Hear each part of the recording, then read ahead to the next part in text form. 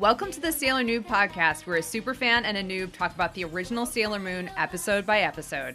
I'm your host, Mikan Hana, joined by my co-host. I'm the co-host, Caliban. I'm also the noob. It's Sailor Moon Super Seducers. Oh, God. I've got these 3 simple rules for you guys. You're going to be out there crushing it. Number 1, tell her hair looks bad. Oh. That's a gimme. Number 2, lots of cologne. Oh, my. Yeah, for sure. And number 3, listen to the Sailor Noob podcast. I can't stress this one enough. Wow. We're a couple of magical people ready to Moon Crisis power make up this episode. Today we are talking about episode number 131, Pegasus o Toraero Amazon no Wana in Japanese. Catch Pegasus, the Amazon's Trap, the English translation, and the English title, Baiting the Trap. Baiting the trap. Yeah. This trap. Pretty basic. It's baited. Yeah. Oh, you're done? You're done with the Amazon Well, trio? let's talk about it. Yeah. In lieu of talking about our absence. Ah, It's good to be back. it is good to be back. Who knew we'd be taking over 2 months off? But Yeah, sorry. not us. Sorry, everybody. We're back. And it's a funny time for the network because a lot of the network's been on a break. Mm-hmm. You know, there are ostensibly 5 shows on our network. Yeah. And 3 of them have been either in turnaround or in downtime. And so it has been a weird situation to not be working 60 plus hours a week. Right. Nice. I developed a pretty healthy Elden Ring addiction, which you can see me go through every stage of on our Twitch at twitch.tv/ that's all right so far. I think so. Keep going, just enough trope. But yeah, it's been a chance to have a little perspective, kind of step back a little bit. Yeah, I've been doing a K-drama watch through. Yeah, Just sure. plowing through them on Netflix. Yeah. So- Kimchi in one hand and Bibimbap in the other. Yep. and- Doing that. And, the perspective that I've developed is permission to treat the series as hostile. Permission granted. I'm not vibing with Super so far. Yeah. I don't like it. Let me say this. All the innocence of hearing me say 10, 20 episodes ago, it's never derailing. This train's never derailing. Yeah. And now and just the people just shaking their heads, just thinking like, this is like a tragedy. This is like, the first act of King Lear. You're like, oh, Cordelia, not going to turn out good for you. God. I am the Cordelia. So I know you're not vibing, but all I have to say is you not vibing, I feel you. Because I am also not vibing. Yeah. And I don't know if that's, again, isolated as I am from the community, the larger community of Sailor Moon fans, to the point where I joined just like, out of curiosity, I joined like, I don't know, Sailor Moon Universe or I don't remember what it's called, some Facebook group. Mm-hmm. And immediately, boom, spoiler. And I was like, okay, well, it's a 30-year-old property. I guess I can expect that I have to be careful. So I'm like a jury. You like put them in a hotel. I know. And they can't watch the news and stuff like that. And so that's kind of what like I've got going on. And I've just had the opportunity to just think about, now that we're jumping back into it, like where we've come so far. And like, I know it's early. It's like basically like 3 episodes in, right? Yeah, yeah. But it's not really about anything. Mm-hmm. When are they going to take these tests? They're never going to take these tests. The only thing it's about so far is Chibiusa making a questionable friend. It is about that. You are 100% correct. So yes. I don't want, we're going to continue to entertain. And sometimes the worse it gets, the better we get. Mm-hmm. So I'm hoping for that. I would rather suck. Sorry, audience. I would rather us be terrible and have a great show to watch.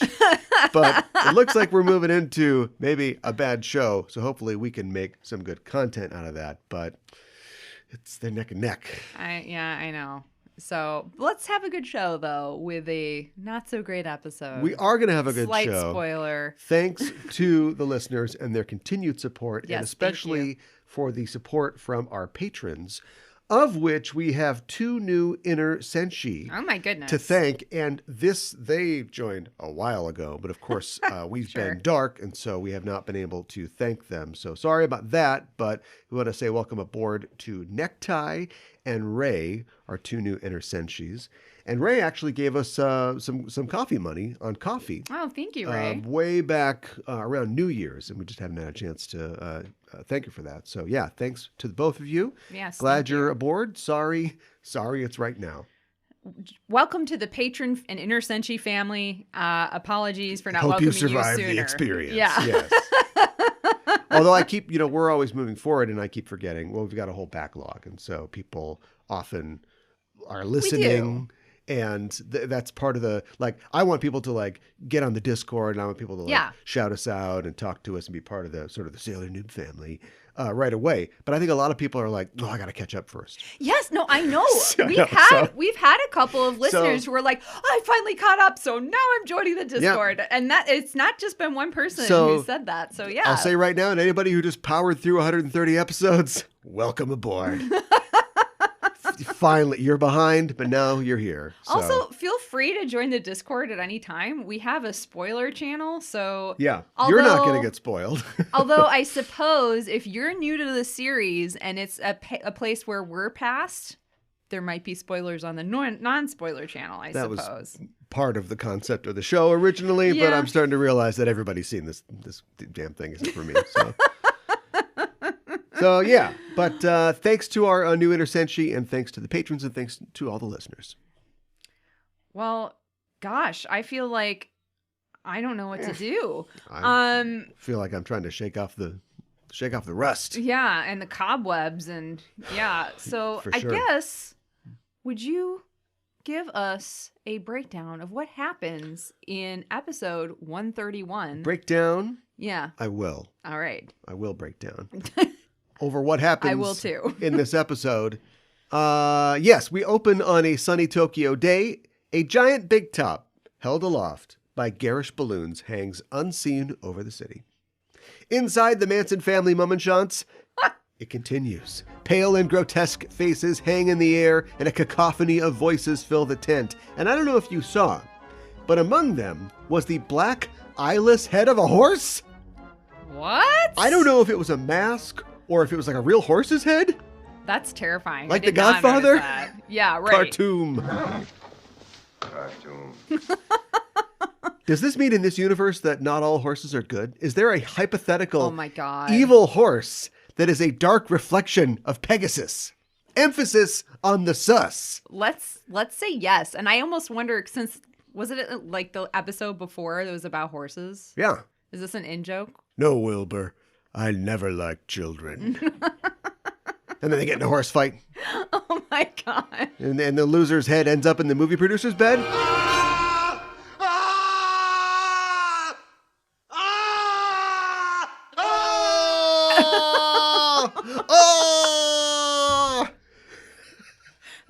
That's a pretty good reenactment. At what point is Coppola like, perfect, print it, that's it? No, just we don't want to do one take. This guy comes in, screams his head off.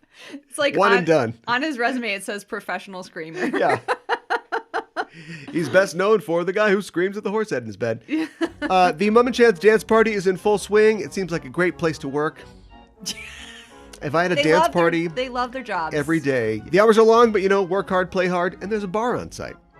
Yeah, right. Master Zirconia, aka Catfish Head, appears on her perch and calls for quiet, and the Amazon trio appears before her. This is a performance review. She says, 3 times now you've had Pegasus in your sights, and still his head remains on his body and not in the bed of a stubborn film producer. What do you guys do all day? The trio looks at each other uneasily, but Hawkeye steps forward and says, I don't know if you tried this, but can you not undervalue us, please? I just came to get hammered at the Neon Bar, and I'm honestly feeling so attacked right now. We've been feeling the situation out, okay? When we're trying our best, you're going to know about it. Mm-hmm. And at this, Catfish Head does not shoot them into space or roast them alive or whatever they do. So I guess this bit of posturing worked. See, understanding boss too. It's a great place to work. Later at the neon bar, the trio is musing over their next target, and Tiger Eye has picked a new picture and slides it over to Hawk's Eye, and we see that it's Naru. Because why not? Why pretend that there's 13 million people in Tokyo when we can just cycle through the existing cast? I know. Come on, show. Interesting fact, these guys have just gone after women so far, right? Yes. But there is one picture on the bar top that seems to show a boy in a baseball cap. Now, I don't want to assume gender. No. But it sure looks like that's a little kid. So is that, what are the criteria here? I don't know. Beautiful dreams only, right? I suppose a little kid has beautiful dreams? I guess a little kid could have beautiful dreams, but it's weird that it's been so sexual up this point, though. Yeah. Because then it's going to, when we go for the kid, it's going to be a real swerve. Well, exactly. And it's just traumatic for everybody to go through, too. So let's leave the kids out. Yeah, hands off the kinder for this one. Yeah, right. Yeah. Hawkeye and Fisheye and Bryan Singer. So Hawkeye looks at the picture and says, she looks pure, but she's so normal. Ouch. Not false.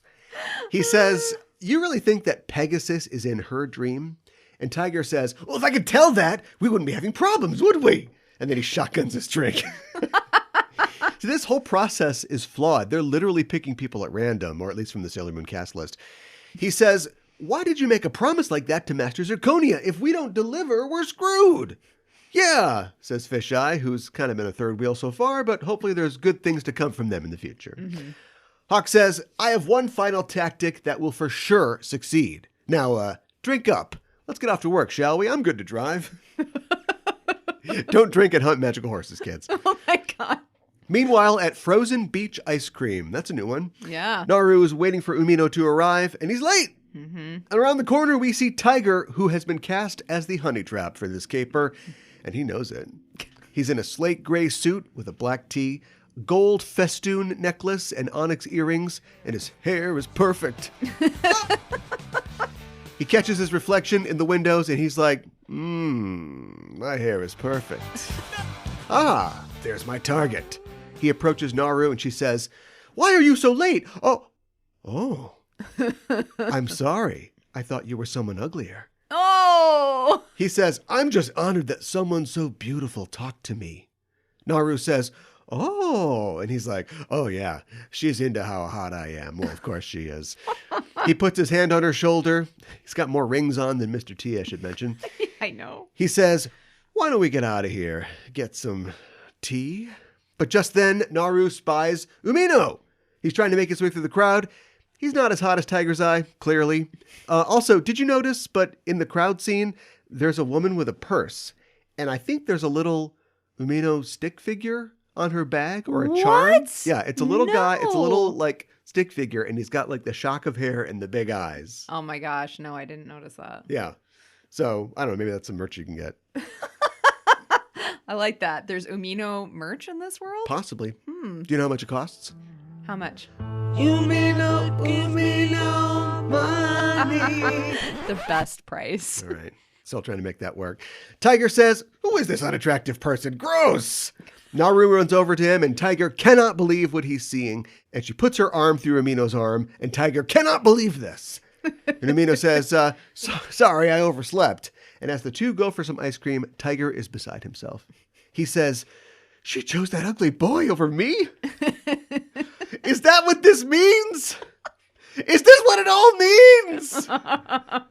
What is he talking about? I don't know. What is that? I literally looked for like different, without going to like, because they don't have them on Viz anymore, right? Mm. So without like going to some other like gray site where I could look at a different translation, I was trying to figure out, is this what this means? Does he mean like, is this what it means to be like, you know, thrown over for somebody else who's so undeserving? I think that's what he's getting at. Women can like ugly dudes? Yeah, or like how could festoon necklace.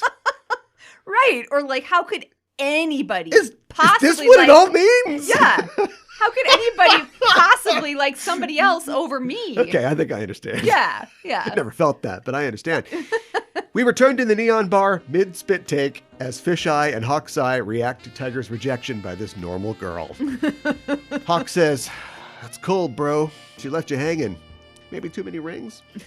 And Tiger cracks his whip in anger. Fisheye says, scary, and finishes their drink.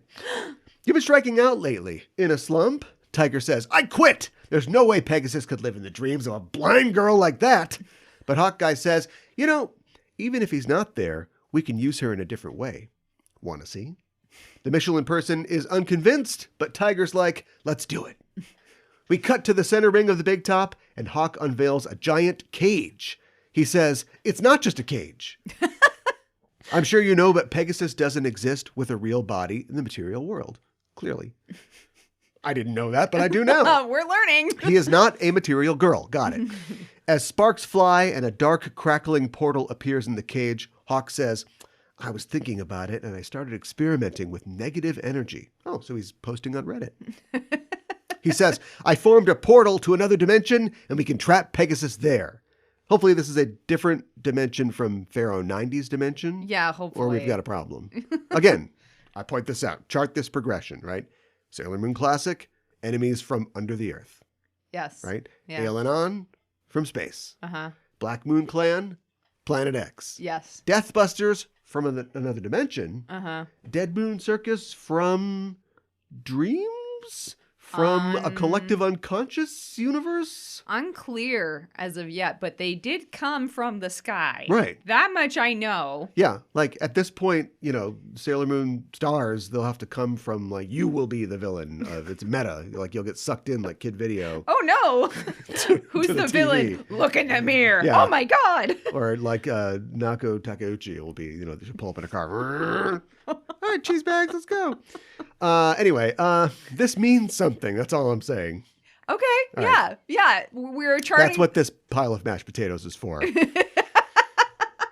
Tiger says, yeah, even if you can't find him inside Beautiful Dreams, you can still capture him. And Hawkeye says, we'll use some bait. You know, better than you. When someone with beautiful dreams is in danger, and if it's more than 500 feet from a schoolyard, Pegasus will appear. Oh my God. Then we capture him. Get that bone saw ready. Oh my God. Tiger thinks, Naru Osaka, you're the bait. Exactly. You are. Yeah. You're the one. You're the one. That's how it feels. That's what it's all about. It has to be like this. That's what it means. We cut to Naru at a bookstore, and as she searches the aisles, we see Tiger there in his hot boy outfit, reading Cherry Boys by S. Hasegawa. We'll get to it. Should I not talk about what Cherry Boys is? Okay. Yo, go ahead. I already know. Go ahead. No, if you're going to talk about it, we'll move on. I will point out something that I think you're probably going to miss, which is the cover of the book has a purple flower with yellow liquid being poured on it, maybe honey or something. So once you fill us in, you'll know we have a free-for-all orgy of references happening here to adult sexuality. Yeah. I don't know how I feel about that in my Sailor Moon. Sailor Moon Nights. It's finally happening. Naru pulls a book off the shelf labeled, You Too Can Be a Lovely Nurse. And it's next to some other books on medicine. Is this a thing? Apparently it is for this episode. Yeah. She's pumped about finding the book, and from his vantage point, Tiger says, she wants to be a nurse. How predictable. A girl like that is a sucker for a dying young man. Didn't we do this before with Mommy's Pickles? Mommy's Pickles? Wasn't his thing like also that he was like sick or something like that? And he's like, yeah. Well, he like... This is like these guys. This is so pathetic. It's like their one move. I know. It's just like, I know. You poor, poor girl. Like this is their whole thing. I know. Well, yeah, like Hawkeye was... Yeah, I mean, I guess he was like, "Oh, I'm ill" and that sort of thing, and all I need is some. These guys have to compare notes. They're pulling the same crap. It's just not working.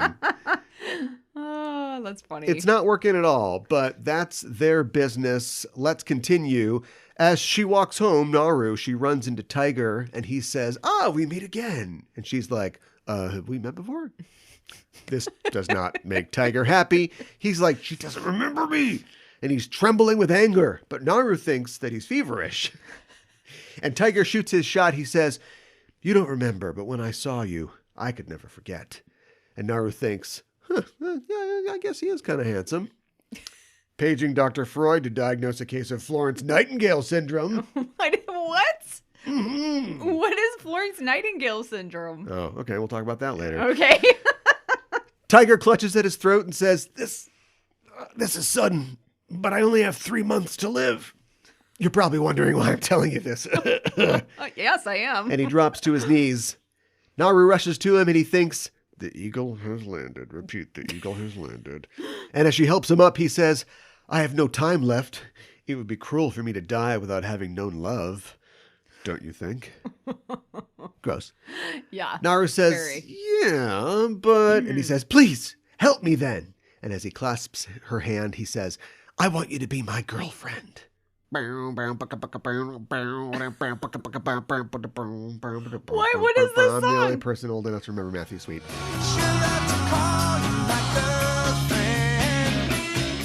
There's nothing worth living for other than that. We come back from the eye catch. We're at Hikawa Shrine, and it's like, that wasn't a cutaway point. No. The girls are all met at Hikawa to discuss this development. Usagi, remember her? Sailor Moon, the titular character. It's so weird. Is this the longest we've gone before she's appeared? I think so, yeah. I think that there were, when we were deep in the Ayakashi sisters, there might have been like an episode, like the one with the Saphir flashback, where it was almost all him and pets or whatever. Sure. But this is, we don't often go to commercial, come back from the Glico salad pretz sticks. Right. And it's now Sailor Moon. Well, and it's not just her. We haven't seen any of the Inner Senshi, which just makes it doubly weird. Yeah. Yeah. Well, anyway, she says, 3 months left to live. That's quite a pickup line. And Minako says, it sounds like a TV show. Ami, practical as always, says, who is this guy? Thank you. And Makoto says, you said no, right? This isn't Make-A-Wish. And Naru's like, well, and the girls are like, whoa, we have entered a new frontier here. Minako says, what about Umino? Yes. Umino money. Yes. And Naru says, I told him I had a boyfriend. I have a boyfriend. But he said it's just for 3 months. Chibi is over the moon on this. She says, it's so romantic using what little time you have left on love. We have got to start monitoring her media intake. I know. All those crappy 90s movies with some really questionable premises. Yes. Dying Young. Mm-hmm. Yes. Your favorite, Julia Roberts. Indecent Proposal. Honeymoon in Vegas. Mad Dog and Glory. What was up with just straight up selling women as commodities in the 1990s? I don't know. There are a bunch of movies with this premise. Mm-hmm. Indecent Proposal. It's just in the title. That's a temp title. Honeymoon in Vegas. He like loses Sarah Jessica Parker in like a poker game to James Caan, Nick Cage. I've never seen it, but that is awful. And Mad Dog and Glory is like Bill Murray is a crime boss, and to pay off a debt to De Niro, who is either a cop or a retired cop, he basically just like gives him Uma Thurman. Like, she's just yours now. Why were we okay with that in the 90s? That's what I'm pointing out. And guess where this was? This is written and set directly in the middle of all this. Yeah. And yeah. So wow. It was, for them, it's just 1 out of 200 scripts. For us, it's going to be a rough 2 hours. Yeah. We just have to deal with this. I know. So let's continue. Gross. Anyway, Chibi says, I want something like that. No, you don't. And Usagi says, you don't know what you're talking about. Shut up. Shut up. Ray says, Naru, love and sympathy are 2 different things. Thank you. Exactly. And Naru says, I know, but I felt sorry for him. And I'm a big Julia Roberts fan. I mean, look at me. Naru would totally be a Julia Roberts fan. For sure. Yes. Chibi says, Naru, you're so kind. Not like Usagi. And Usagi's like, you ungrateful. They have a real Homer and Bart dynamic. Are you little? Yes, and they're just like leaning into that now. Yes. And I don't know how I feel about it happening every episode. I know. Well, at least Ray gets to just be the voice of wisdom and not the one going bleh with Usagi in this episode. That's true. So anyway, that's her new role. Naru takes this chance to run off. And Mina says, it seems like we bummed her out. And Ami says, there's something weird about all this. Usagi says she'll go talk to her and she runs off. And what the hell? Everybody goes after them too. Artemis and Luna have been here the entire time. I know. And Artemis is like, this seems like something to look into. And Luna says, yeah. And we cut away before they both go back to sleep, which is clearly what's going to happen in 5 seconds. Right in the sunbeam. On a walkway over the highway, Naru stares at the cars going under and thinks, 3 months. This is like a TV show. I don't think I could take it if it was me, but I want to help if I can. What do I tell Umino? Naru-chan! Umino! Umino's here! Yeah. He says, you look so serious. You look like you're being pimped out like in a 90s movie. What's wrong?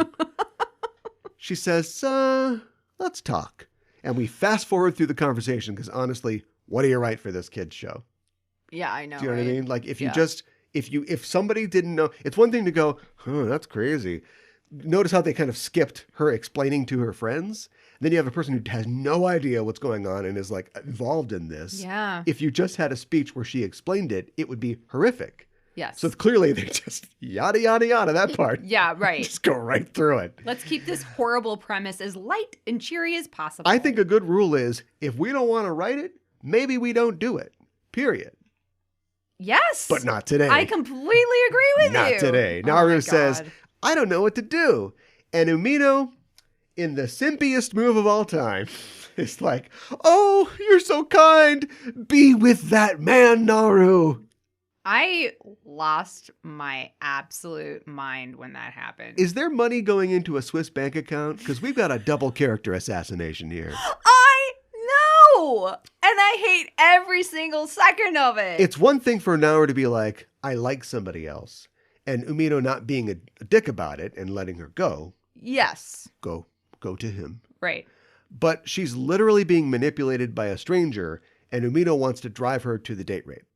Yeah. So, yeah. Sorry to get serious for a second. With like the implication that they would like get back together after the 3 months or after he dies, which and he's Woody Harrelson. It's really freaking which actually weird. Explains a lot. Like a young, like Cheers Woody Harrelson. Okay. Is that our Umino? He's kind of a Does that make goof. Kelly Naru? Man, my references are. I don't know how I feel about If my references were Scotch, they'd be very expensive. So supposedly, just to keep the bar metaphor going. I know. Supposedly, like, you know. What about Night Court? What about that Night Court reboot? What about that Night Court reboot? Anyway, Umino runs off in tears because of how he's being written, and just then the squad shows up. And unless this ends like the ending of Death Proof, where these girls just stomp Tiger's head flat by a roadside, I'm going to be disappointed. Uh-huh. But let's continue. Yep. Usagi says, wow, that Umino, huh? Umino money indeed. And the girls are like, will Naru be all right? Like, will she be all right going through this? Mm-hmm. Can I get through this? Yeah, right. Can we as the Can audience I finish this podcast series? This? Yeah. Monako says, I feel bad for Umino. Thank you. Again. This is my girl. At Mog Burger, that's a new one. Oh my God. Chibi's walking by. This is like 8 p.m. at night. Very natural for a 6-year-old in Japan. She can do it herself. She sees Umino. Yeah. He is tearfully destroying like a dozen milkshakes. Yep. And Chibi's like, he's drowning his sorrows. Man, he's really hitting it hard. Like it's like he goes to instead of going to the bar, he goes to the milkshake I place. think so. Give me another one. Yeah, you're cut off. You're lactose intolerant. See how this is maybe not kid show material? Yes. At the park that night, Tiger meets Naru on a park bench. He says, I'm so happy you asked me out. And she says, no kissing on the mouth. No, she says, I have something to tell you. And he says, what's the matter? You look down. It doesn't suit you. And he does that thing with his hand to her hair. You know the thing that the bad guy does when they capture the Bond girl and he's like, soon they'll take my prize. And he runs the back of his hand through her hair. Yeah, I hate it. Physically gross. ill. Yeah. Yeah. Come on, death-proof ending. Come on. Naru says, like I said, I have a boyfriend, someone who means a lot to me. And she thinks of him drinking all those milkshakes by himself, which she didn't see. No. So I guess he's done this before. I don't. Yeah. Great question. Man, you got a problem, man. Yeah. Yeah. Your lactose intolerance. Gotta quit your milkshake. You gotta talk drinking. to somebody. Yeah. Right. Umino comes in. It's a circle of chairs. The whole squad's there. Sit down. Take a seat. We love you, Umino. Tiger says, you don't have to worry about that. Just have a fleeting moment of fun with me. Barf. barf sound. So gross. Should I do it? Yeah, do it.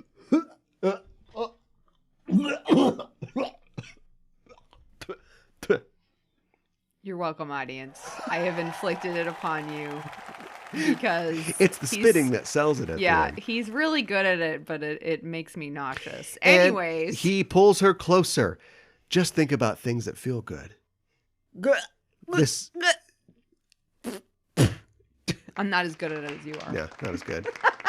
Haven't had as much practice. This is the worst season. There's nothing else you can do.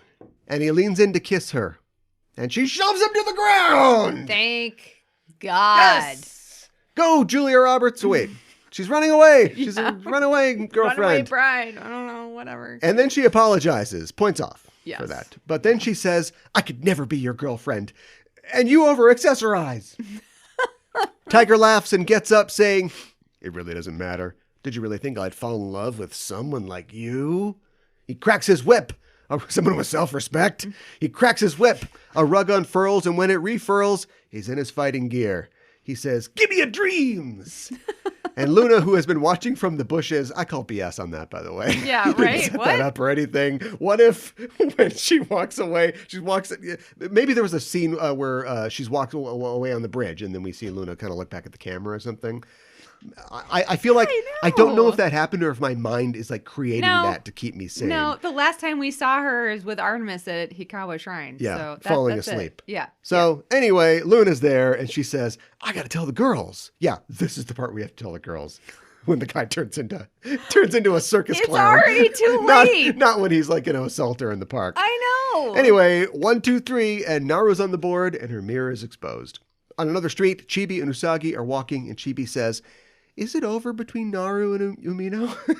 Oh, now you're concerned?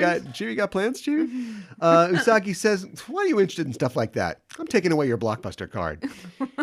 Just then Luna arrives to fill them in, and Usagi and Chibi transform. Back at the beginning of this SVU episode, Tiger withdraws his head from Naru's mirror and says, not in there. Why are this girl's dreams so beautiful? I'm jealous. But you're also nicked, Squire. Sailor Moon and Sailor Chibi Moon are here.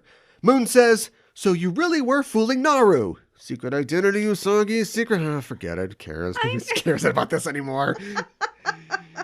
I care, but the show doesn't. This girl that we know, this plain girl. Yeah. We all know she's named Naru. Yeah. She says, we can't allow you to take advantage of her feelings. In the name of the moon, we'll punish you. Tiger says, my lemure, juggler, otedama, come forth. And out of a shadow comes a green-skinned, purple-haired woman in a Chinese-style dress with a Black Widow hourglass cutout. A lot of belly button on display here. Yeah. And she's juggling a bunch of balls. And Sailor Moon and Chibi are like, wow, yay! I know! As she juggles, she throws some of the balls to Sailor Moon and Chibi, who are like, whoa, whoa, whoa, whoa. They try to keep juggling them. They're like, I don't want these, help!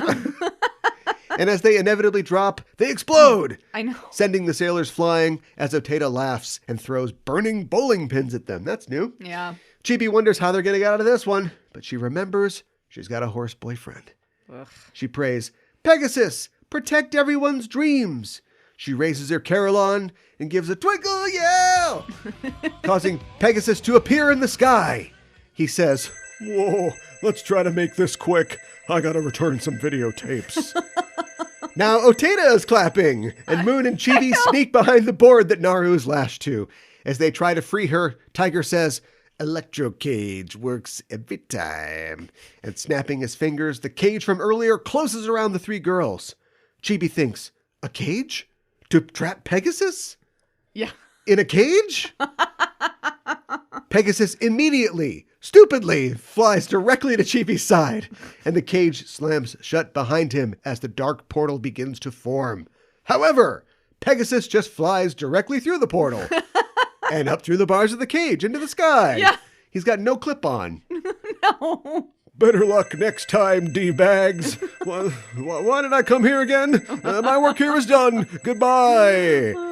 Furiously, Tiger says, why did I listen to Hawkeye? And he repeatedly whips the cage, dismantling it. He says, Otedama, get rid of them. And the lemure produces 6 throwing knives and prepares to throw them. prompting the superheroes, Super Sailor Moon and Sailor Chibi Moon, to say, "Oh no, we would die if those hit us." Yeah, that makes sense. Yeah. Seriously? Yeah. Yeah. Before she can throw, Oteda is hit, I think, by a red rose. It's very unclear. Yeah, I think Causing so. her to swoon? Just go with it. And we pan up to see that Tuxedo Mask is here Yes. on a streetlight. Yes, of course. Banging on the streetlight. Banging on the street. He says, "I, Tuxedo Mask, will not forgive those that tarnish a maiden's pure emotions. And seriously, get some help." Tiger says, "I don't want your forgiveness anyway." That's pretty good. Yeah, that is pretty Nobody's ever good. done that before. No. He's just like, shove your forgiveness. And she laughed. She was into it. Oh my God. And Tuxedo Mask says, and listen to this now, "I don't have time to deal with wisecracks." Feels like that sometimes, doesn't it? It does. Yeah. It's a serious Tuxedo Mask. I know. He did not want to have his forgiveness rejected. He was But that's very what happened. dismayed. Yeah. Now Sailor Moon! And Sailor Moon performs Moon Gorgeous Meditation, shattering the lemur and ending the juggling threat. Tiger leaps into a ring of fire and disappears, and Naru collapses, but as she looks skyward, she sees Pegasus as he disappears. "Have some self-respect, girl. Maybe get a haircut. You'll feel better. Goodbye." Tuxedo Mask watches the winged horse disappear and asks, "What is it anyway?" As the three girls stare upward in awe. These two superheroes and this girl that they don't know. Right. I'm going to ask it one more time, and probably never again. What does she think is happening? I know. She saw a magic horse. I know. She saw a girl who looks exactly like her friend. It's And maddening, her weird, isn't it? And her weird pink-haired cousin in a tutu. So clearly, different person. And this goes beyond like spit curl and glasses for Clark Kent. Do you know what I'm saying? Yes. Like oh, what? Totally. They don't even like she didn't get drugged by something that would have been even worse. Oh boy, Tiger side drugs her. No, my don't. God. Let's not We even. do need Benson on this one. Yeah, we do. And it's not even like she gets hit in the head or something like that. She's just literally like, "Oh, this magical horse disappears. That's weird." Anyway, well, life continues. I know. And like, did she say like? She acted like she says it's Pegasus.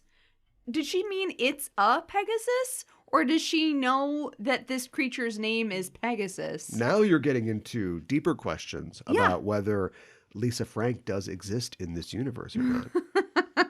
Because clearly, like, they know what a unicorn or like a Pegasus would be. Yeah. It's not Pegasus's fault that his name is just merely Pegasus. Right. And I know what his real name is because some co-host has loose lips. Oops, jeez, whatever. Everything's a spoiler for me. I know. Anyway, I can't wait to talk about that because that's going to be another Cal's Mythology Corner. Okay. But anyway, it's just weird, and I think it's getting weird for us to continue pointing it out. If the show doesn't care, I'm not going to care, but it'll be reflected in the rating.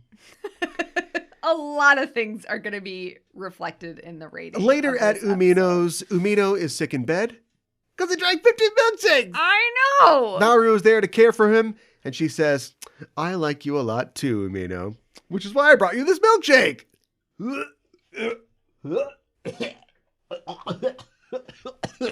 Yeah. I absolutely, yes, 100%. I'm there with you, Barfy man. And he literally gives us a Kevin McAllister scream. I know. Which is also, I think, a reference to Edvard Munch. I read that on one of the Sailor Moon wiki pages. There's no way around it. I know. It's possible for a cartoon character to scream, and also like, the Scooby Gang does this all the time, where they're like, "Oh, ghost," and you get all like weird and thin and wavy or whatever. Yes. Like the scream, the painting, the scream. But that's, first of all, this is like the worst like sitcom button sort of ending. Thank you. Here's a milkshake. Wah, wah. Like Night Court would be ashamed to do this. Yeah, I know. And Night Court, it's hard to shame Night Court. But then also, like, why throw like a classical art reference in at the end? Like, what's going on? No clue. And I feel like you are lost, Sailor Moon. yes, 100%. Like I saw that at the ending of this episode, and I was like, first of all, it's dumb. Second of all, why are we making a joke out of him drinking a bunch of milkshakes when he's sick? And why did you bring him more? And why are we doing like? And then also, why try to do a comedic ending to this serious and really disturbing and gross episode? Lightness is all they have. They're not gonna. They probably should. If this was an episode of Gem, where what was Jem's boyfriend's name? I don't remember. Darian or something like that. It was something kind of dumb. That was Mamoru's name in the dub, Darian. Yeah, I know. Okay. I think it is Darian. If Darian got a little handsy, then maybe at the end of the episode, first of all, he's got to leave the show after that, right? Yes. Although this is in the 80s, it's even worse in the 90s. Then they'd be like, no means no. And, playing around is no laughing matter. Mm-hmm. So if you feel like somebody's, call this number or whatever, that's not, obviously they're not going to do that. They don't care. That's not what they're doing. But they realize that this is going to a very dark place. Yeah. And so they're trying to counteract that by making it as ridiculous as possible.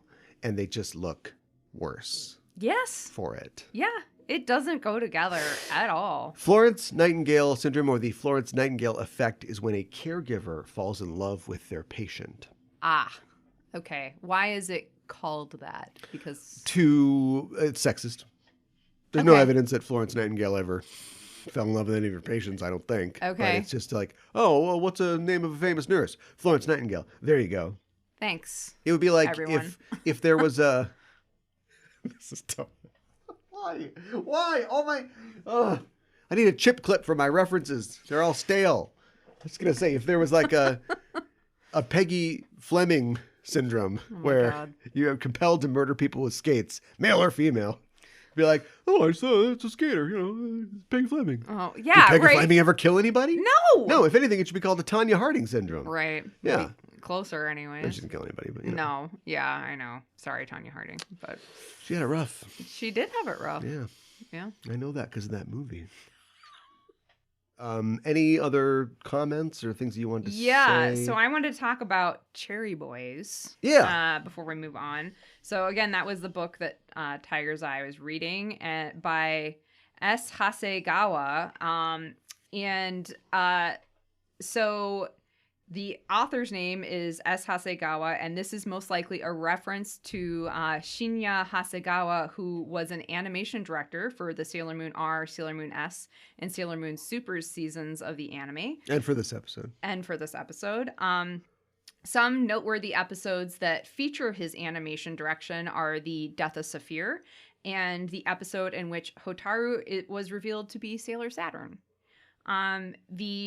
And I did go a little bit deeper on this. The Cherry Boys was also an English new wave band from Liverpool, England.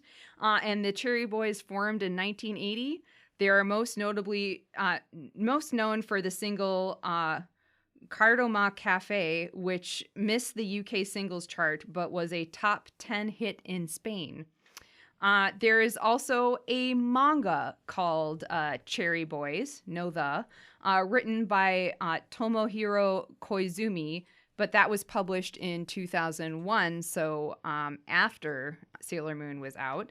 But in 2018, the manga was turned into a live-action film, and here is the summary from IMDb. Shinichi, Tatsuya, and Makoto live in a provincial town. They are all friends and 25 years old. Even though they only think about women and sex, they are still virgins. To change their lives, they set up a plan to have sex. The film was co-produced by Toei Video Company. Only in Japan can you get away with an American Pie where the people are 25 years old. I know. This is like teenage stuff, right? Yes. These guys should be in high school. Yes. But in Japan, they're probably, I reserve my judgment, but yes. I was looking at, I don't want to explain why. There's nothing untoward.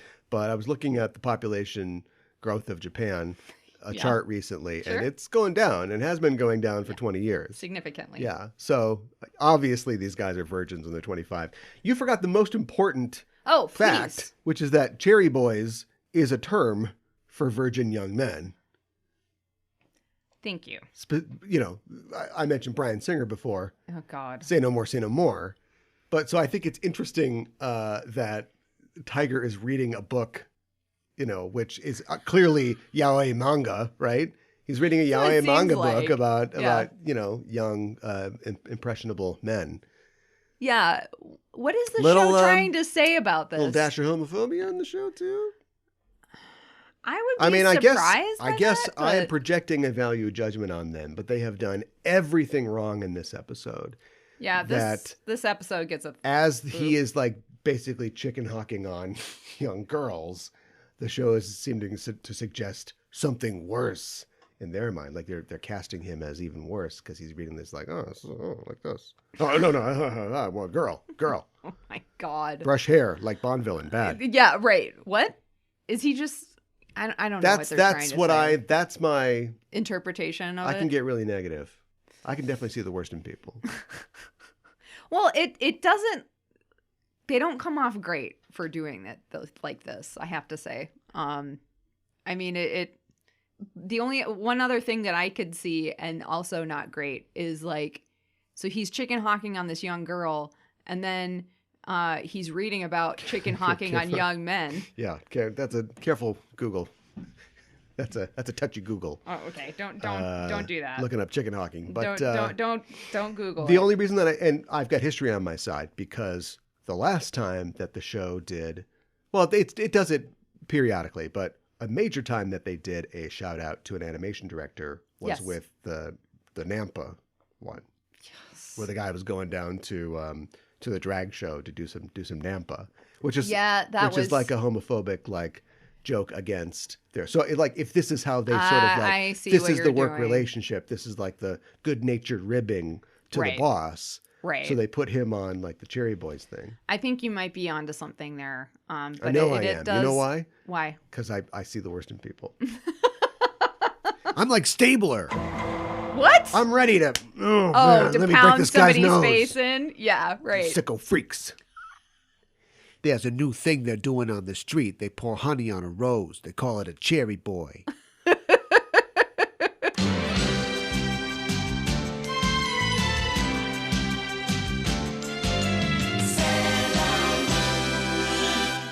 How would you describe Just Enough Trope? We are the Just Enough Trope podcast. I'm your host, Caliban, joined as always by my co-host. Hi, I'm Mikan Hana. Oh no, does this mean they can hear all the things I yell at the TV during Downton Abbey? Why did you do that? How do you plead? Let the game begin. Yeah, check these fresh moves. Oh! Don't shoot man in face. This isn't the Save Gotham fundraiser. It's the Chill Family Reunion. Master Yoda assigned a Padawan to this bold Jedi. It's pronounced Padawan. Oh, Padawan, excuse me. Hey, it's getting late. I think Ralph's going to want his motorcycle back. Go jerk off the pictures of Dean Gray. I am freaking getting old. Yeah, I noticed the life clock was blinking in your hand. Get out of here, Wilson. Go fight the Teen Titans or something. I'm unkillable, not unwoundable. You like Sailor Moon, right? Why don't you sail on his Wow. Just Enough Trope. News, reviews, and geek fondue every Monday on the Just Enough Trope podcast network. Loving me never have a say. You so sorry. What?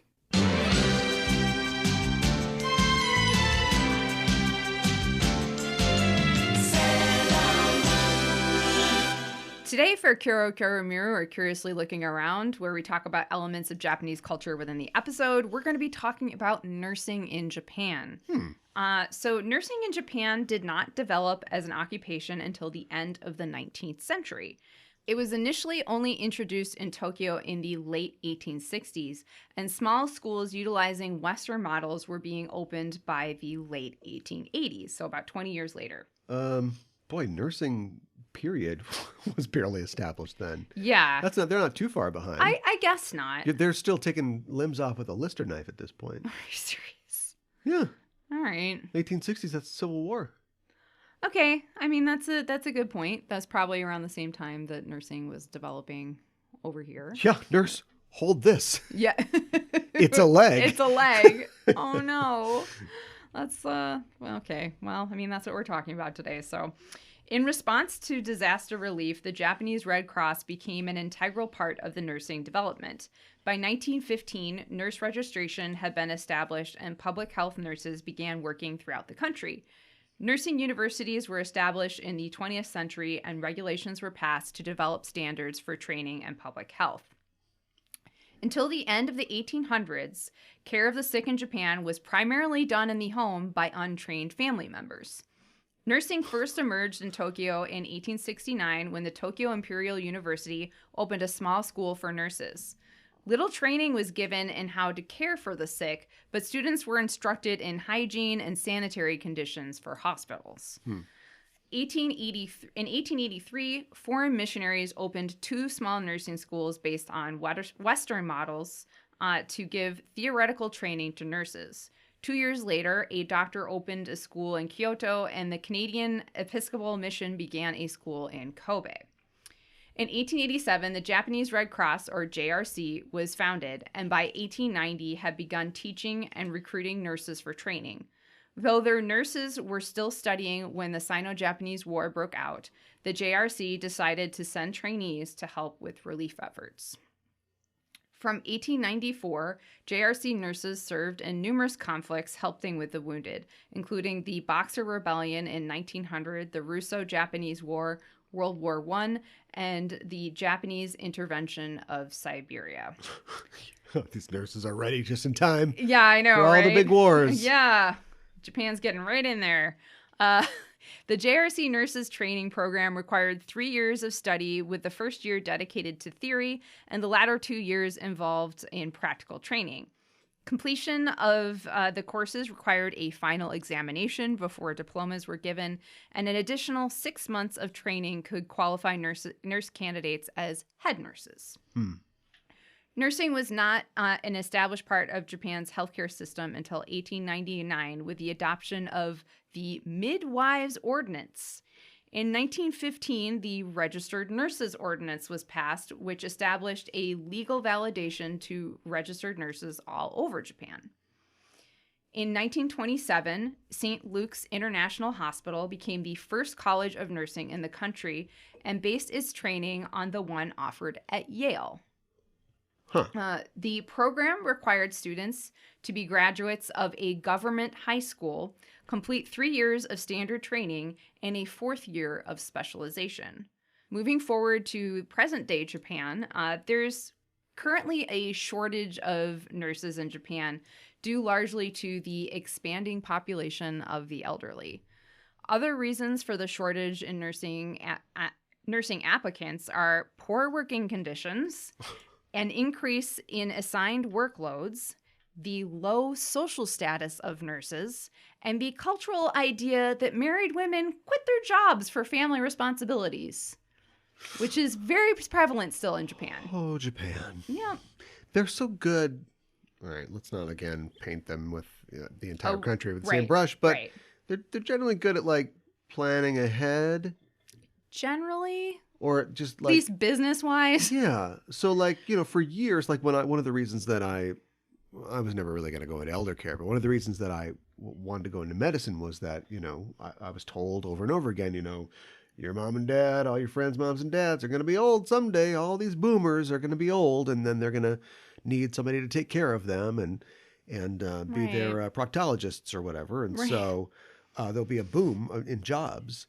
And I guess I'm not really paying attention to how that's working out over here, but it seems like that's happening in Japan. Yes. And I'm surprised that they weren't ahead of that wave. I'm surprised that they don't have a bunch of young doctors and nurses who planned ahead, 12 years ago, to be ready to receive this wave of older Japanese people. I know, and I don't know, because we're focusing so much on nursing today. I do think just like people in the medical field, this is a wide generalization, but people in the medical professions over in Japan, I do think that there's not as many people in those types of jobs right now, and that's frustrating. But I think in particular with nurses. So I don't know how bad it is with doctors, but On average, Japanese nurses will make around 280,000 yen a month, which is around 2,111 US dollars. Huh.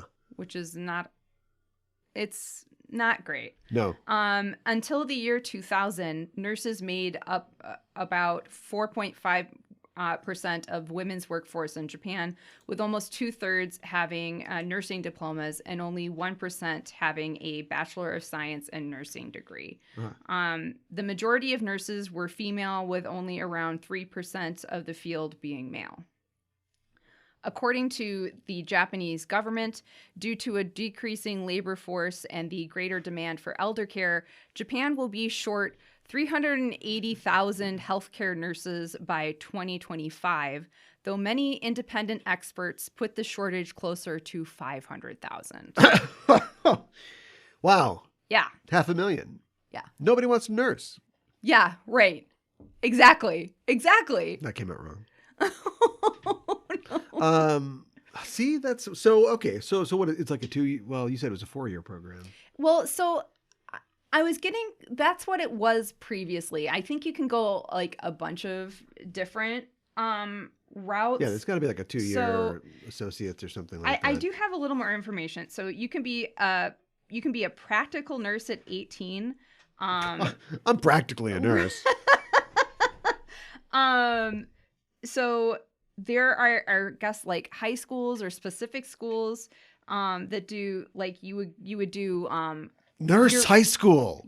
Oh, That's an anime. We've got the anime now. Yeah, right. I bet it exists. But Ero or regular? What? I just feel like, now that I say it out loud, Nurse High School sounds like an Ero anime. It does. Yeah. You're right. We'll try to keep it clean. Okay. So apparently there are high schools where you can take both regular classes and nursing classes and work towards getting a degree. And there's also a 2-year RN or registered nurse program. This is like when you're already in high school. Oh, so basically you take nursing classes in high school, and then I think once you're out of high school, you can go into this registered nurse program for 2 years when you're like 20, 21. Post-secondary, you're kind of getting a jump start. And then you'll graduate when you're 20, 21. I bet that they're really pushing that. Probably. I bet there are a lot of posters with smiling people in nurse outfits. Right. Men and women. Right. Because we can't afford to turn the men away at this point. Of course not. Why would we? A lot of bedpans need to be emptied out. Oh God, I know.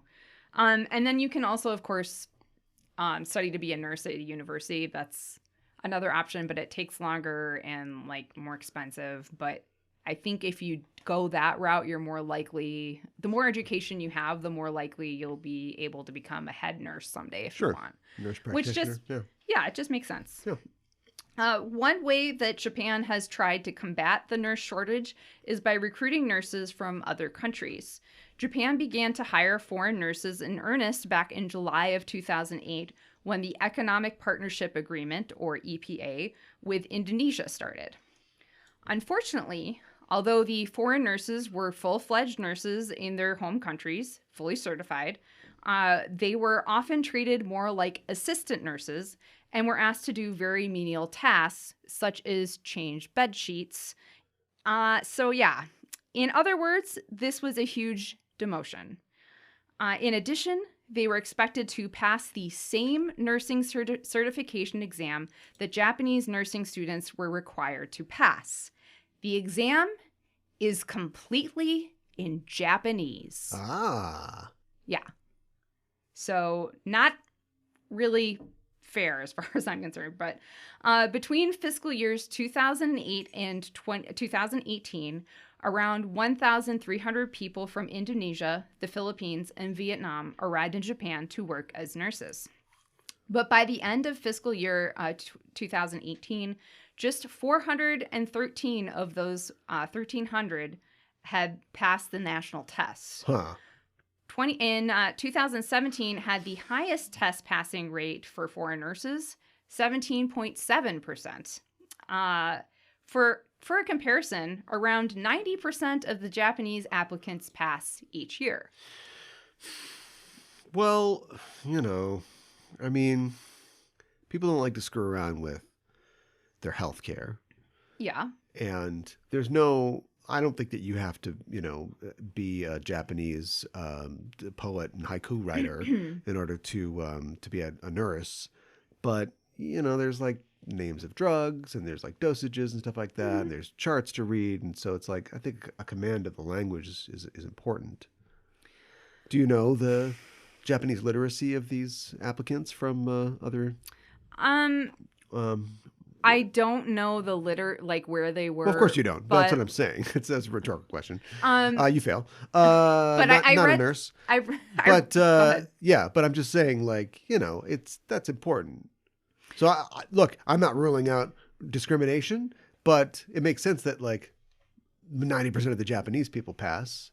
They have a full command of the language, but maybe somebody coming from Indonesia or Micronesia is not gonna be able to pass it as well. But keep in mind, not only do you have the spoken language as a barrier, you have the written language. It's not it's tough. It's not in Romanji. It's all in kanji and hiragana and katakana. Would you want your doctor to speak just German, totally German, no English, and then treat you? I don't know if I would. Okay, but, well, there you go. But I just here is my argument though. Mm-hmm. They're low on nurses. They invite these foreigners to come over. Sure. How many bars are you going to put in front of them? Bars? Yeah, right. Oh, sorry. I'm from the Midwest. For them to be successful, and you want them to stay, in theory. Yeah. So make it a little easier and more enticing for them to stay. Are they providing English? Not English. If everybody spoke English, it'd just be a lot easier. Are they providing Japanese language classes and brush up type classes? Because there's definitely a terminology. If you've got the terminology, it doesn't matter that you can't talk about, what happened on Human Tetris last night. Yeah. You know the dosages, the commands and everything, all the therapeutic terms and stuff like that. Yeah. And if you've got that, then yeah, sure, go for it. Well, I'm going to get into that right now. Oh. So I know. It's like you're reading my mind. I'm paying attention. Another factor that affects how long a foreign nurse will work in Japan is hospital placement. Mm-hmm. One hospital that had a particularly good track record was Iwasa Hospital in Gifu, where the majority of their intake nurses still worked as of 2018. The hospital provided a lot of additional support, such as helping nurses with housing contracts, accompanying nurses to training so they could get their driving licenses, as well as additional support for learning Japanese. Oh, okay. Yeah. However, besides making the process difficult, there's also pushback to recruiting foreign nurses, or in fact, any foreign workers. In 2015, Shinzo Abe said, quote, "I would say that before accepting immigrants or refugees, we need to have more activities by women, elderly people, and we must raise our birth rate. There are many things that we should do before accepting immigrants." I bet he would have taken an immigrant nurse when ... Yeah, I bet he would have. Anyways, moving on. Something else that the Japanese are doing to help fill the gap of healthcare providers is to employ robotic healthcare assistants in nursing homes. I knew we were going here. I know. In 2015, the government started to give robot subsidies to nursing homes. Tokyo's Shintomi nursing home utilizes 20 different robotic models to help take care of its residents. The Japanese government hopes it will become the prototype in robotic care facilities. GERONTOR! No! Eat your applesauce. I thought that they stayed with their families. What's the nursing home situation like in Japan? I think it's similar. I mean, at some point, sometimes people just need more care than the family can give. But I thought that they lived, the families were bigger. I think it's similar to here, honestly. So what do I know? Well, I mean, Tokyo Story was a lie, I guess. No, I mean, so here's the thing.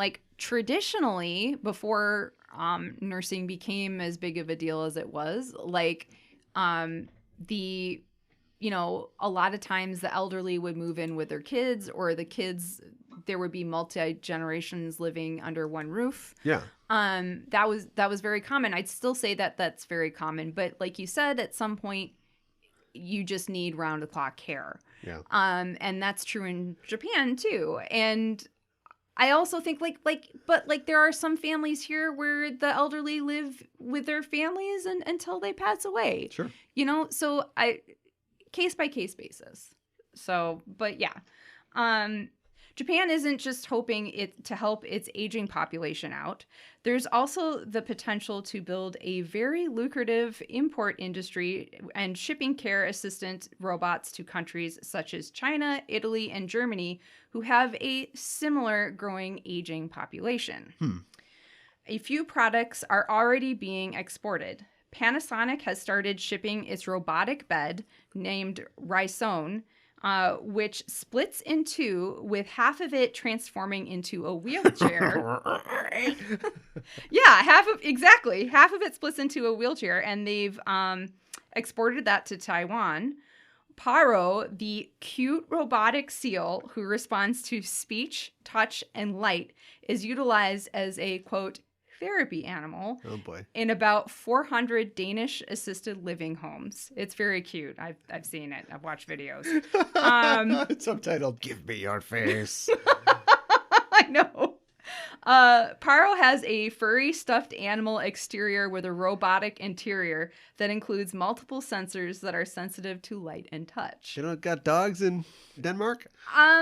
Well, I mean, this is for people who can't have pets, Right, but just bring a dog by every once in a while. But they get to keep this. Have a deal with the shelter. But they get to keep this near them. Well, that is another option, but they seem to like this. I don't know. This is the movie, right?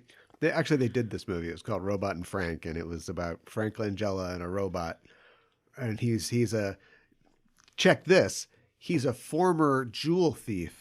Right? But he's going to have one last score with his Igbo robot that they, got him because he's old, and he's going to program it to help him steal. Now, I've said this about things before, but that seems like a movie that would be in a movie. Yes. You know what I'm saying? Absolutely. They're talking about if Matthew McConaughey's like, we're going to go out and see that movie about the jewel thief and the robot. Right. That doesn't seem like that's like when Adam Sandler plays a movie star in a movie and then they show all the fake movies that he's in. Yes, that's what that seems like. Yeah, but that was a real movie or an SNL skit. Is that Sundance? Most. Yeah. SNL skit. Yeah. Right. Yeah. So I've got more robots to talk to you about. Please. SoftBank's Pepper is utilized in about 500 Japanese nursing homes for exercise routines, games, and basic conversations. This is I guess this is like an S thing, right? So they go to Grandma Sakino. Sure. Who, God knows this show wouldn't know what to do with that character. No. But anyway, they go to visit her, and then there's like, oh, there's a robot helping me out. It's like, oh, Usagi's terrified of it, right? Then a demon egg enters it, right? Oh, yes. And then it becomes Gerontor. Yes. Yeah, and they have to defeat it. Yeah, no, that makes perfect sense, and I would actually and they love destroy to see a that nursing episode. home's robot. But the upshot is that and Ami is volunteering there. But the upshot is all the girls come at the end of the episode for the button, and they're all bringing muffins and hanging out with the seniors there. Oh, that's cute. Yeah, I like that. Call that episode 201.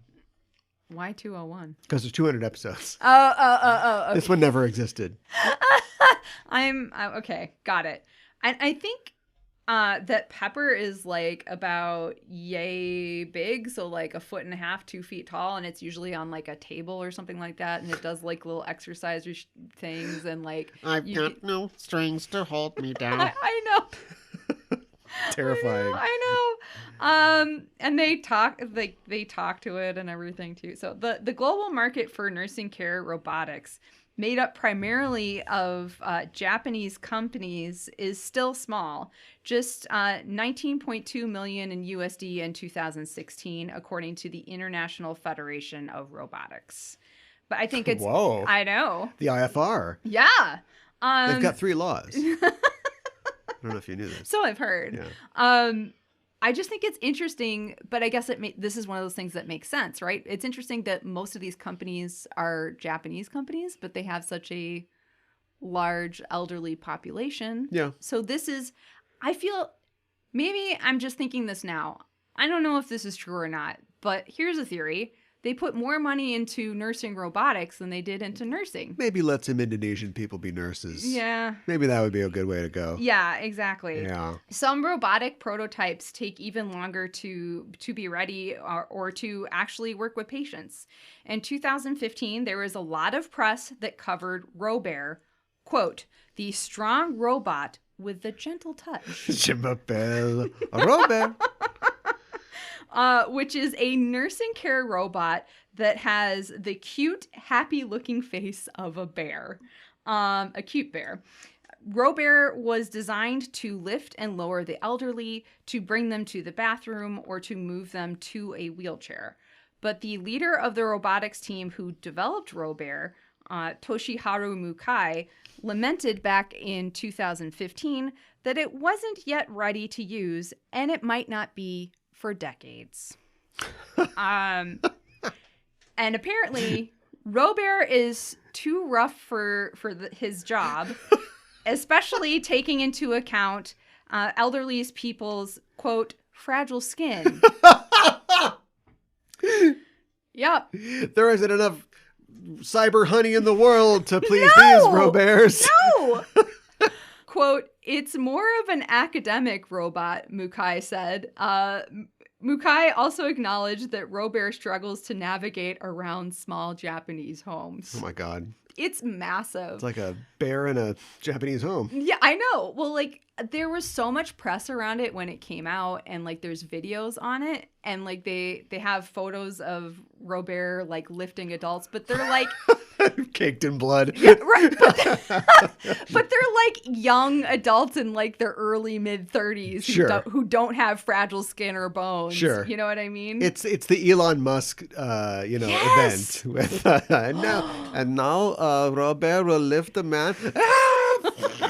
Tears him asunder. Oh my God. Some kinks to work out still. That's perfect.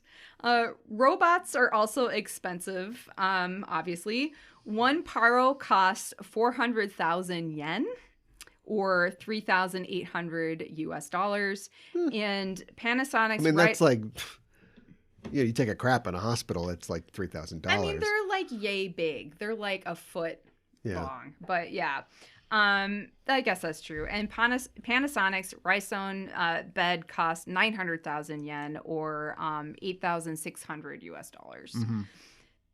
In my opinion, the best solution to providing more healthcare workers to the Japanese population is to recruit foreign nurses. In order to improve the current circumstances, a more substantial and uniform program should be installed.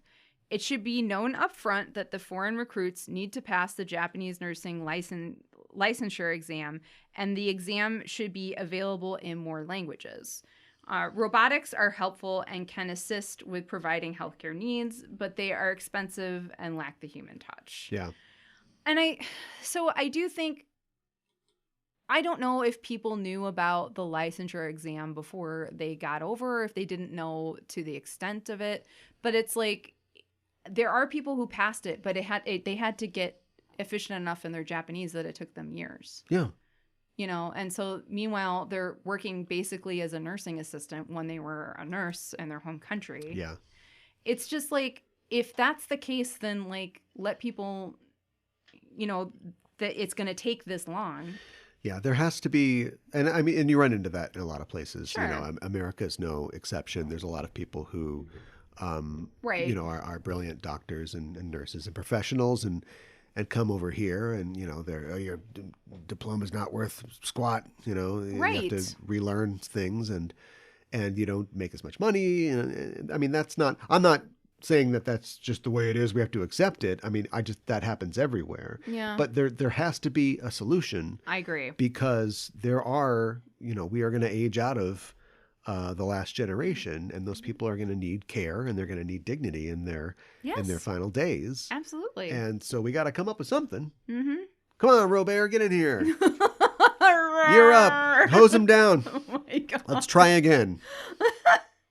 Itadakimasu with Usagi. What did Usagi eat in this episode? So, of course, we see the ice cream shop called Ice Cream Frozen Beach. What happened to Bob Floy's? They went under. Oh, no. What happened to all the ice cream that was in there? What happened to all the frozen bodies in there? I saw the cops outside of Bob Floy's. Yeah, and then of course Tiger's Eye asked Naru if she would mind joining him for tea, and then of course Mog Baga or Burger. Baga? Yeah, Baga. Oh, okay. So it's like elongated A sounds each time, but or A sounds. I think that Mog is, and I'm not sure about this because I only learned about this a little while ago, but I think that it is onomatopoeia. As we talked That makes about, sense. you know, it's like two nonsense words put together is like onomatopoeia for Japanese people. Yes. We chose to do this podcast. I don't know. It's weird. And one thing, there's mogu or Okay. magu. Okay. And that is a loud chewing sound or the sound made while relishing food. I mean, that would fit. So if for like, sure. yeah, if you had like yum yum burger, like a little childish, but we get what it is. I Yes. think that's kind of what it is. Feeling Gauge, we rate a baddie 1 to 5 dark stars, 5 being the most wicked. The lemur in this episode is named Otedama, the juggler. The juggler. Yeah. The Joker? I don't know. Yeah. Or like, that was not quite a successful Kenny Rogers song. Sure. Met up with the juggler. Bowling pins. What, no? Yeah, chainsaws. They call me... You got to know when to hold them, know when to throw them up in the air and catch them. No? Know when to throw your daggers at them. Yeah. You got it. That's all it was. Yeah. Otedama is a reference to the Japanese word otedama, which is a traditional Japanese children's game. Huh. Small beanbags are tossed and juggled in a game similar to jacks. Although it is generally a social game, otedama can also be played alone. Yeah. Sadly. Sadly. In tears. Otedama came to Japan via China during the Nara period. It reached its peak of popularity in post-World War II Japan when other toys were unavailable. Mm-hmm. The beanbags, called ojami, were sewn together from strips of silk cloth and contained azuki beans. Okay. During war times, the beans were removed from the bags to feed children. Yeah, I bet they were. Yeah. Otedama almost completely vanished from Japan because They ate all the beans. of this. Yes, yes. Oh, that's exactly. so sad. I know. Oh my God, that's a grave of the fireflies. Sad. I know. In the early 1990s, a small group of people in Nihama created a club and annual convention to help restore otedama throughout Japan. Otedama was very popular among girls specifically, and knowledge of the game was passed down from grandmother to granddaughter. Huh. Specific gameplay varies widely from region to region. Most games are played with 5 beanbags, but there are variations. Players take turns throwing and catching the beanbags, and each successive round increases in difficulty with balancing tricks and juggling. Otedama has 2 basic forms, nage-dama and yose-dama. Nage-dama resembles Western juggling. Yose-dama is the one that's more similar to jacks, but you use beanbags instead. Right. And I actually...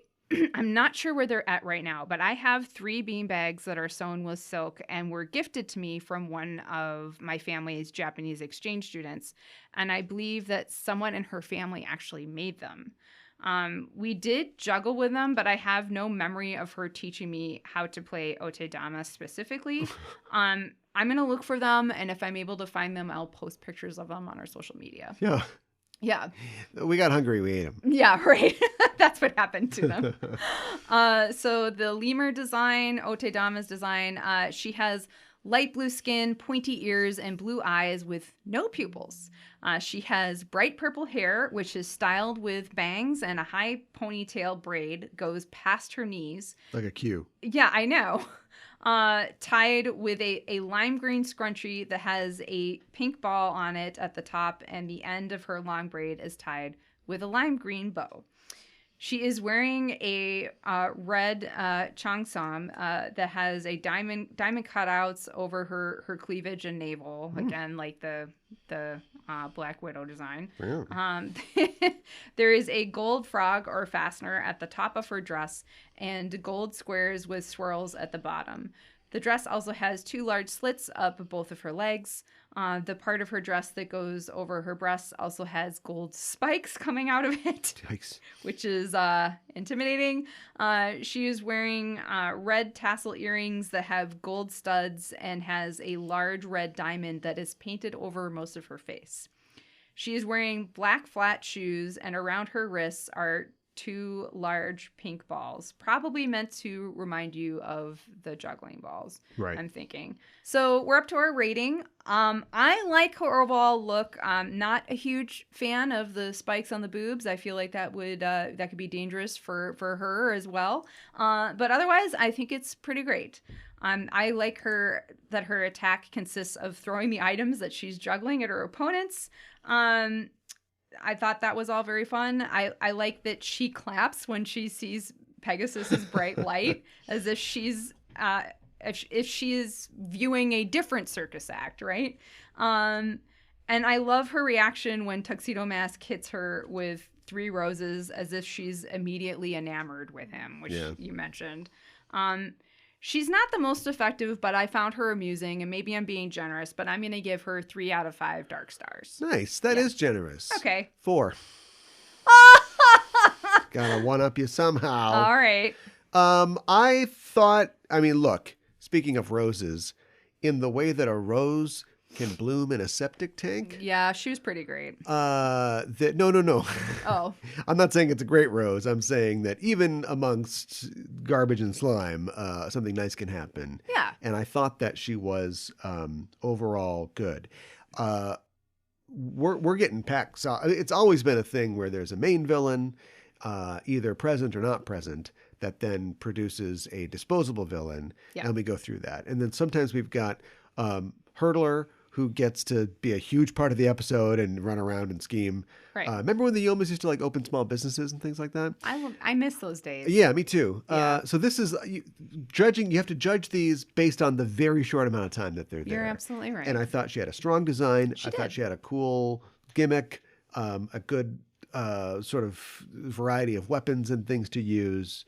I think that, after 100-something episodes, what's going to happen? They come out, they're a train, they make a threat, and then we fight them, and then we use our power. And like you could tell the show is just like either bored with it or they have exhausted all their options. Mm-hmm. So the new thing now is all the circus people have a gimmick. And the gimmicks are like funny because they're deadly, but they're entertaining as well. Yeah. And so this has happened a couple times now where the girls have either been like completely dumbstruck or they're just like, whoa, this is great. Oh, it's a show. Oh my God, she's going to kill us. And like, I'm not tired of that yet. Right. I can see myself getting tired of that in a couple episodes. So far, still works. I love her outfit. She reminds me a lot of a DC Universe villain named Roulette. Oh. Who appeared fairly recently in the comics and then almost immediately was ported into the Justice League cartoon. And so that's kind of where she, Glamour Slam. She's the pit fighting boss. When they make sounds like a wrestler, but it's when they're brainwashing heroes and they're making like Wonder Woman fight Vixen and it's a great episode. It's called Grudge Match. Black Canary's in it. Got it. And she is white. And she has cheesy Chinese tattoos and wears the cheongsam with the belly cut out. And so good look, a little appropriative. We're literally in Asia. Yeah. This chick gets away with it. Yeah, right. So looks good on her, stylish, like it. I'm going to give it a 4. Okay, sounds good. Oh, yeah. Take a bow, our rating of how the villains left the stage of life. She says, hi, stage out, as if obeying that it's her time to die, even though she is really scared. And we get a long scream too, so that's nice. Yeah. So I'm going to give that 3 out of 5 stars. She says hi. Maybe it's a homophone for hi, which is yes, but they translate it as like, there. She's like, calling out her moves that she's doing, Okay. And that's like the only word that she really uses. Mm-hmm. She doesn't say her name. But yeah, and then she brings that into the thing at the end. Mm-hmm. And so, it's pretty much kind of baseline what you're looking for a death for one of these guys. So I'll give it a 3. All right. But yeah, it's fair. So I have some trivia for you. So this is rough. I think I know where this is going. And it took me some time to swallow this as well. This is the last episode in the TV series in which both Naru Osaka and Gurio Umino appear. This is their send-off. What a send-off. What a send-off. I hate that so much. They don't... Here's the button. They elope. She's like, Umino, I'm glad you're okay. I'm okay too. Look, I saw a magic horse. No, listen. I know it's crazy. You don't understand. And they just like follow Pegasus around like fish fans, like around the country or something. They elope. Sure. They just forget about school. She's like, this experience has made me realize... Years down the road, she gets her nursing certification, and they've got something. They got a nest egg. Sure. But that's what I'd like to think, that they're out there somewhere still. Let's make that their story. And like, she's like, through this experience, I've realized how much I love you, Umino, no money. And I've had enough of this crazy town, this dystopia that we live in. Yes. Fallen in love with a man in uniform, and then he turns to stardust and disappears right in front of me. Yeah. Didn't you get a little nephrite with Tiger's Eye? No. Well, like... Nephrite is noble. It's well, villainous. Nephrite is noble. Tiger's Eye is a piece of crap. But when it seemed... I agree. But when it seemed like at first, like she was like maybe going to possibly fall for him, like the first couple of seconds before Umino shows up, like that's what I was thinking. Because he's got the long hair and stuff like that. But he's so different. But anyways. I don't think these guys are getting redeemed. Okay. That's my call. All right. I'm going to call my shot. I think these guys are just going out. Okay. Well, I think that sounds good. Here we are at the rating. I love how incredibly infuriated and upset Tiger's Eye is when he realizes that Umino is with Naru and that she has chosen someone who is, quote, ugly over him. I love that Naru doesn't remember meeting Tiger's Eye. And I also love that Rei is the voice of reason when she says that pity and love aren't the same. Yeah.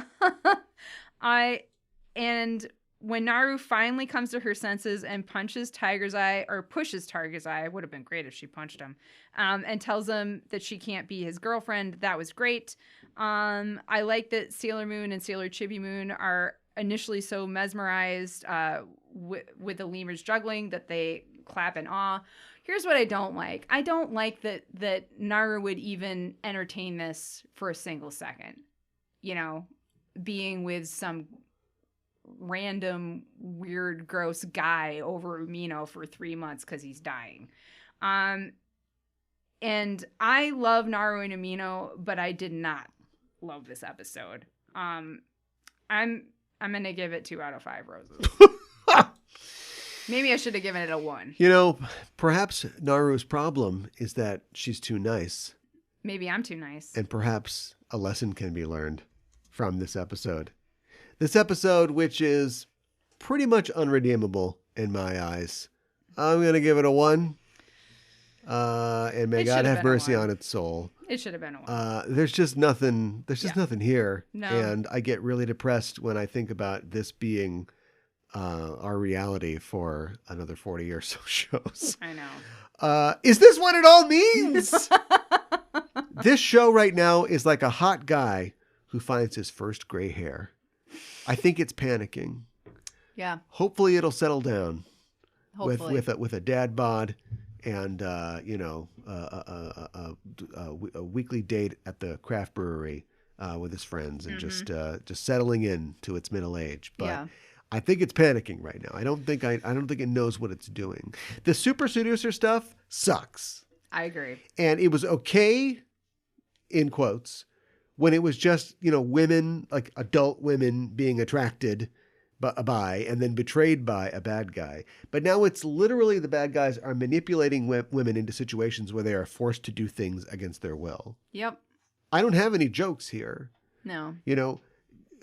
Having Ikuko Mama be involved and then having her being sort of manipulated by this weird boy, clearly she's not attracted to him, but it's almost like it's the, I need help. It's like Ted Bundy. You're right. But anyway, look, that's a legit move. Ugh. Quote me on that. Because Ish. that's on a shirt. But this is just like, it's just literally an adult man just like forcing a teenage girl to like meet him in a park at night. Like it's not cool. I can't find there's nothing fun about it. Sure, she triumphs at the end, but it's like, why did we have to like go through all of this? And it's her last episode. I know. And I'm sick Like, I of don't her know- being the bait. I don't know what was going to happen. Like, is she going to take the tests? You know, maybe we can see her graduate from high school, her and Usagi in mortar boards or something like that. But the fact, like, this is it. Like, this show has no sentimentality at all. No. Like, when your usefulness is over, you are gone. So she can go to the graveyard with Mr. and Mrs. Aquino and Miss Haruna and like everybody else. Like it's over. I know. Like I get that the show has been adding characters steadily, and then like taking a baby away. But like the baby's coming back someday. So it's like we've got our cast. Yeah. And so it is just like sloughed off like these side characters that were so important in the early days. I know. It makes me really sad. A lot of gray hairs in here. I had a couple of thoughts. What I don't like about the season, everything that you just said, it's just horrible and creepy. And then it has like there's this real dissonance because I feel like they're really trying to cram that humor and slapstick in there as well. Yeah. And it just doesn't work for me. It's fighting against the very creepy premise that they've set up. Yeah. Which is But just don't and sure, do it. Prince Demando tried to R Usagi. Yes.